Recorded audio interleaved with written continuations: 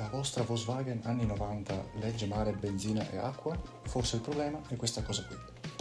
Praticamente su questi quadri va a rovinarsi il regolatore del voltaggio che sta montato dietro la strumentazione di benzina e acqua. Andiamo subito a smontarlo. Prima di tutto dovete smontare queste due viti ai lati e poi le tre clip che dovrebbero essere sotto, che io ho già rotto, quindi magari voi fate più attenzione.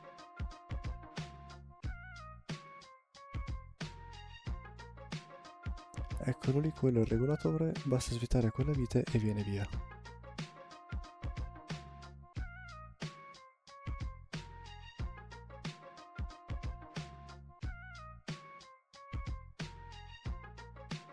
La prima, come vedete, è l'originale, la seconda è una sostituzione che ho preso su Mini Tools Store.